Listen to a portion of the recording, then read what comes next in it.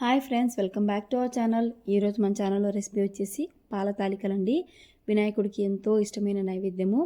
చాలామంది పాల తాలికలు చేసేటప్పుడు తాలికలు విరిగిపోతున్నాయి, లేదంటే పాలు విరిగిపోతున్నాయని బాధపడుతూ ఉంటారు కదా. నేను చెప్పే టిప్స్తో, కొలతలతో ఈ రెసిపీని ట్రై చేయండి. ఖచ్చితంగా తాలికలు అనేవి మీకు పర్ఫెక్ట్గా వస్తాయండి. ఈసారి వినాయక చవితికి ఖచ్చితంగా ఈ రెసిపీని ట్రై చేయండి. ఇప్పుడు పాల తాలికలు ఎలా చేసుకోవాలో చూద్దాం. ముందుగా తాలికలు చేసుకోవడానికి ఒక కప్పు పొడి బియ్యం పిండి అండి, అలాగే ఒక బెల్లం, అలాగే 2 స్పూన్ల సగ్గుబియ్యాన్ని వాష్ చేసి నానబెట్టుకోవాలి. అలాగే 3 కప్పుల పాలని రెడీగా పెట్టుకోండి. ఇప్పుడు స్టవ్ ఆన్ చేసి కడాయి పెట్టేసుకొని మనం తీసుకున్న 1 కప్పు బెల్లాన్ని కరిగించుకోవాలి.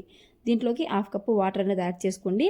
స్టవ్ని మీడియం ఫ్లేమ్లో పెట్టేసుకొని నిదానంగా కలుపుకుంటూ బెల్లాన్ని కరిగించుకోవాలి. మనకు బెల్లం బాయిల్ అయ్యి కరిగితే చాలండి, పాకం రావాల్సిన అవసరం లేదు. బెల్లం ఇలా ఉడుకు పట్టిన తర్వాత 5 నిమిషాలు ఉడికించండి, సరిపోతుంది. బెల్లం కొంచెం చిక్కపడుతుంది. నలకలు ఉన్నట్లయితే వడకట్టేసుకొని ఈ బెల్లాన్ని పక్కన పెట్టేసుకోండి. ఇప్పుడు అదే కడాయిలోకి 2 స్పూన్ల నెయ్యిని యాడ్ చేసేసుకోండి. నెయ్యి కొంచెం కరిగిన తర్వాత దీంట్లోకి డ్రై ఫ్రూట్స్ని యాడ్ చేసుకోండి. మనకు డ్రై ఫ్రూట్స్ అనేవి బాగా వేగి మంచి బంగారు రంగులోకి రావాలండి. ఇలా డ్రై ఫ్రూట్స్ బాగా వేగిన తర్వాత వీటిని ఒక చిన్న బౌల్లోకి సపరేట్ చేసేసుకోండి. ఇలా డ్రై ఫ్రూట్స్ వేగిన తర్వాత కడాయిలో నెయ్యి ఉంటుంది కదా, హాఫ్ నెయ్యిని డ్రై ఫ్రూట్స్తో పాటే తీసేసేయండి. మిగతా నెయ్యిలోకి 1 కప్పు వాటర్ని యాడ్ చేసుకోండి. ఈ 1 కప్పు వాటర్లోకి మనకు తాలికలు అనేవి చప్పగా లేకుండా కొంచెం స్వీట్గా ఉండడానికి కొంచెం బెల్లం అనేది యాడ్ చేసుకోండి. ఈ బెల్లం అనేది మనకు వాటర్లో బాగా కరిగిపోయి వాటర్ అనేది ఉడకాలన్నమాట. చూడండి, బెల్లం కరిగిపోయి వాటర్ ఉడుకుతున్నాయి కదా. ఈ టైంలో దీంట్లోకి మనం ముందుగా తీసుకున్న పొడి బియ్యం పిండిని యాడ్ చేసుకుందాం. మీరు కావాలంటే తడి బియ్యం పిండిని కూడా యాడ్ చేసుకోవచ్చండి. టైం లేని వాళ్ళ కోసం పొడి బియ్యం పిండితో నేను తాలికలు అనేవి చేసి చూపిస్తున్నాను. ఈ బియ్యం పిండిని గుంటలు లేకుండా వాటర్లోకి బాగా కలుపుకోవాలి. స్టవ్ని మీడియం ఫ్లేమ్లో పెట్టుకొని ఒక 2 నిమిషాలు పిండిని ఉడకనివ్వాలి. పిండి ఇలా బాగా ఉడికిన తర్వాత ఇప్పుడు స్టవ్ ఆఫ్ చేసేసుకొని పిండిని ఇలా కలుపుకుంటూ చల్లారబెట్టుకోవాలి. చేత్తో పట్టుకునేకి వీలుగా ఉన్నంత చల్లారిన తర్వాత పిండిని మనం చపాతీ పిండి ఎలాగైతే రుద్దుకుంటామో అలా గట్టిగా ప్రెస్ చేసుకుంటూ రుద్దుకోవాలి. పిండి చేతికి అంటుకున్నట్లయితే కొంచెం నెయ్యిని పెట్టుకొని పిండిని అనేది కలుపుకోవాలి. పిండిని ఇలా బాగా కలుపుకున్న తర్వాత కొంచెం పిండిని తీసుకొని చేతికి నెయ్యి రాసుకొని ఇలా 2 వేళ్ల మధ్యలో ప్రెస్ చేసుకొని ఇలా రుద్దుకున్నట్లయితే మనకు తాలికలు అనేవి రెడీ అయిపోతాయి. మీకు ఎంత పలచగా వీలైతే అంత పలచగా తాలికలు చేసుకోండి. చేతి మీద రాకపోతే పీట మీద పెట్టి ఇలా రుద్దుకున్నట్లయితే తాలికలు అనేవి వస్తాయి. అంత పొడుగ్గా వద్దనుకుంటే వాటిని ఇలా కట్ చేసేసుకోవచ్చు. పండుగల టైంలో ఇంకా ఫాస్ట్గా తాలికలు అవ్వాలనుకునే వాళ్ళు ఇలా మురుకులు గొట్టంలో వేసి కూడా తాలికలు అనేవి చేసుకోవచ్చండి. మనం తీసుకున్న పిండి మొత్తాన్ని ఇలా తాలికలుగా చేసేసుకోవాలి. తాలికల పిండి ఉడకబెట్టుకునేటప్పుడు కొంచెం నెయ్యి వేసాం కాబట్టి ఇవి చేతికి అంటుకోకుండా విరిగిపోకుండా చక్కగా వస్తాయండి. మనం తీసుకున్న పిండి మొత్తాన్ని ఇలా రెడీ చేసి పక్కన పెట్టేసుకోవాలి. చూడండి ఎంత పర్ఫెక్ట్గా వచ్చాయో. మరీ మందంగా చేయకూడదండి, చూపిస్తున్న విధంగా చేసుకోవాలి.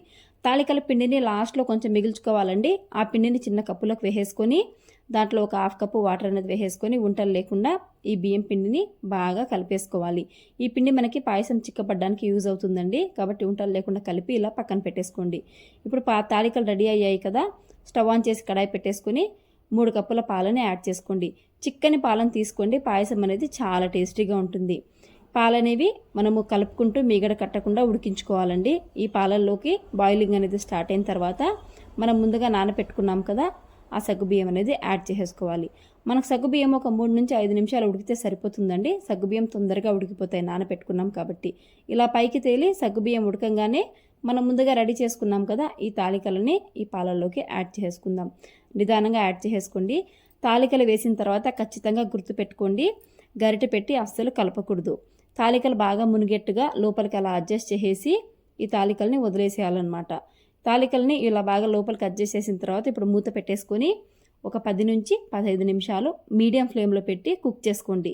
15 నిమిషాల్లో మనకు బాగా కుక్ అయిపోతాయండి. హై ఫ్లేమ్లో పెట్టకూడదు, మీడియం ఫ్లేమ్లో పెట్టి కుక్ చేసుకోండి. 15 నిమిషాల తర్వాత చూపిస్తున్నాను చూడండి, మనకు తాలికలు అనేవి పర్ఫెక్ట్గా కుక్ అయిపోయాయి. తాలికలు ఉడికాయని ఎలా చెక్ చేసుకోవాలంటే ఒక తాలికను తీసుకొని మనం టేబుల్ స్పూన్ ఉంటుంది కదా, స్పూన్ తీసేసుకొని అలా ప్రెస్ చేసినట్లయితే చూడండి తొందరగా నీట్గా కట్ అయిపోతుంది. ఇలా ఈజీగా కట్ అయిపోతే తాలికలు అనేవి మనకు బాగా ఉడికిపోయినట్టు. ఇలా పాల తాలికలు ఇలా ఉడికిపోయిన తర్వాత ఒకసారి అడుగు భాగం నుంచి నిదానంగా కలుపుకోండి. ఫాస్ట్గా కలపకూడదండి, తాలికలు అనేవి విరిగిపోతాయి. దీంట్లోకి మనం ముందుగా మిక్స్ చేసి పెట్టుకున్న బియ్యం పిండి ఉంది కదా ఆ పిండిని యాడ్ చేసుకోండి. ఈ పిండిని యాడ్ చేయడం వల్ల మనకు పాయసం అనేది చిక్కబడుతుంది. దీంట్లోకి ఫ్లేవర్ కోసం 1 స్పూన్ యాలకుల పొడిని వేసేసుకోండి. కలిపిన బియ్యం పిండిని వేసిన తర్వాత ఒక 10 నిమిషాలు మీడియం ఫ్లేమ్లో కుక్ చేసుకుంటే చాలండి. పాయసం అనేది మనకు బాగా చిక్కపడుతుంది. చూడండి, ఈ కన్సిస్టెన్సీలో ఉండాలి. చల్లారిన తర్వాత మనకు పాయసం అనేది ఇంకా గట్టి పడుతుంది అనమాట. ఇప్పుడు దీంట్లోకి మనం ముందుగా వేయించి పెట్టుకున్నాం కదా డ్రై ఫ్రూట్స్ని నెయ్యితో సహా వేసేసేయండి. ఇలా స్టవ్ ఆఫ్ చేసుకొని పాయసాన్ని పక్కన పెట్టేసుకోండి. పాయసం గోరువెచ్చగా ఉండాలండి. అలాగే మనం ముందుగా కరిగించుకున్న బెల్లం పాకం కూడా పూర్తిగా చల్లారిపోవాలి. పాయసం వేడిగా ఉన్నా బెల్లం పాకం వేడిగా ఉన్నా మనకు పాలనే విరిగిపోతాయండి.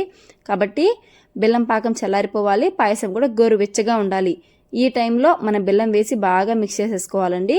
చూడండి, తాలికల పాయసం అనేది విరిగిపోకుండా, తాలికలు కూడా విరిగిపోకుండా మనకు పాయసం అనేది చక్కగా రెడీ అయిపోయింది. ఇంతేనండి, పాల తాలికల పాయసం పర్ఫెక్ట్గా కుదిరింది కదా. మీరు కూడా ఈ రెసిపీని ఒకసారి ట్రై చేయండి. మీకు ఎలా వచ్చిందో నాకు కామెంట్ చేయండి. నా ఛానల్ ఎవరైనా ఫస్ట్ టైం చూసినట్టయితే ప్లీజ్ సబ్స్క్రైబ్ చేసుకోండి.